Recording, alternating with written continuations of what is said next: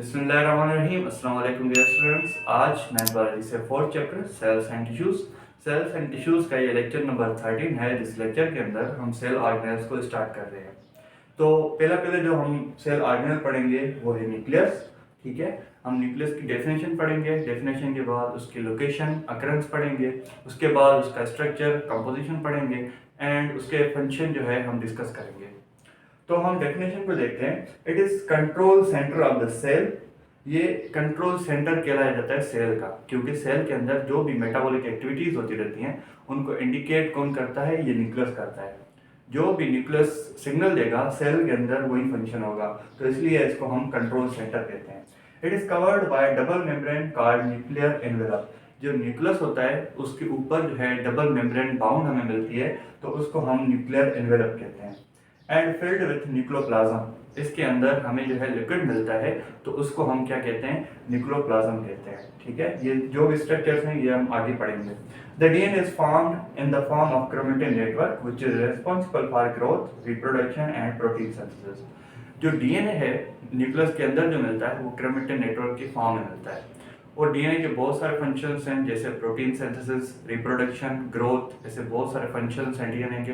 तो डीएनए जो है हमें कहाँ पे मिलता है, न्यूक्लियस के अंदर मिलता है, क्रोमेटिन नेटवर्क के फॉर्म में। ठीक है, तो ये डेफिनेशन थी सिंपल। अब हम आते हैं लोकेशन और अकरेंस पे। उसके बाद हम लोकेशन एंड अकरेंस की बात करते हैं।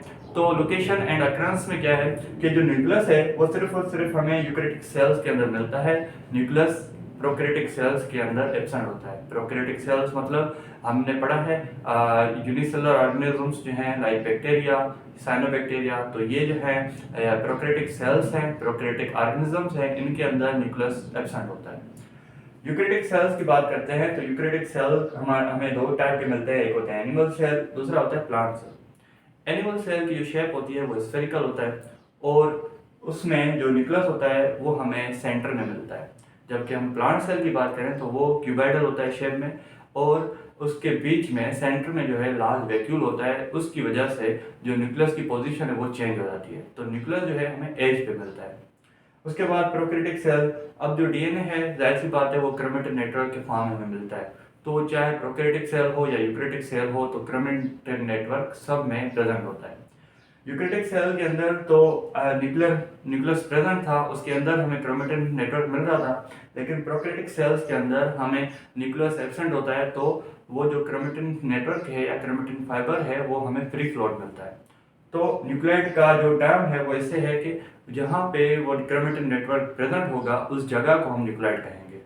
ठीक है, तो ये लोकेशन की बात आ गई। उसके बाद हम आते हैं इसके जो है कंपोजिशन पे।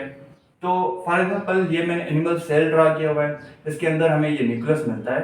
तो न्यूक्लियस के अंदर बहुत सारे कंपोनेंट्स होते हैं, उसको हम वन बाय वन डिस्कस करेंगे। पहले नंबर पे आता है न्यूक्लियर एनवेलप। न्यूक्लियर एनवेलप क्या है, सराउंडेड बाय डबल मेम्ब्रेन। जो न्यूक्लियस है वो सराउंडेड किस चीज से होता है, डबल मेम्ब्रेन से होता है। ठीक है, हम डेफिनेशन में पढ़ के आए।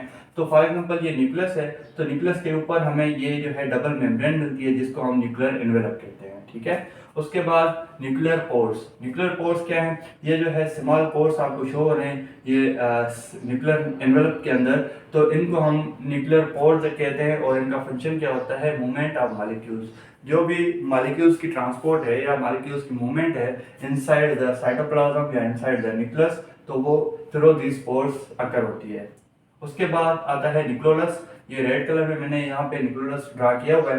तो न्यूक्लियोलस क्या करता है, ये सिंथेसिस करता है राइबोसोमल आरएनए की। तीन हमें आरएनए मिलते हैं, messenger RNA, transfer RNA and ribosomal RNA.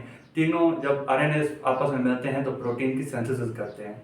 तो हम कह सकते हैं कि न्यूक्लियस का भी प्रोटीन सिंथेसिस में बहुत बड़ा फंक्शन है। तो उसके बाद आता है न्यूक्लियोप्लाज्म। ठीक है, न्यूक्लियो का मतलब होता है न्यूक्लियस, प्लाज्म का मतलब होता है फ्लूइड। तो इसके अंदर हमें ग्रेन्युलर फ्लूइड हमें मिलता है। ये जो न्यूक्लियस है इसके अंदर हमें फ्लूइड मिलता है, जिस फ्लूइड को हम न्यूक्लियोप्लाज्म कहते हैं। उसके बाद क्रोमेटिन नेटवर्क, ये जो मैंने ब्लू कलर में बनाया हुआ है, तो इसको हम क्या कहते हैं, ये क्रोमेटिन नेटवर्क है। ठीक है, ये थ्रेड लाइक स्ट्रक्चर होता है, मतलब धागे नुमा होता है। तो इसमें दो कंडीशंस हैं।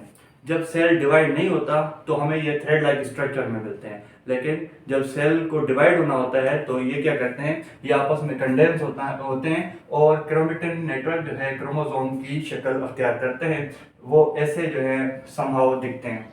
तो जो क्रोमेटिन नेटवर्क है या क्रोमोसोम है वो किस चीज़ से बना होता है, एक बना होता है प्रोटीन से और दूसरा बना होता है डीएनए से। तो ये सारी कंपोजिशन थी न्यूक्लियस की, हमने फंक्शंस भी इसके अंदर डिस्कस किए। तो आज का लेक्चर यही था, मैं साइड हो जाता हूँ, आप ये नोट कर लें।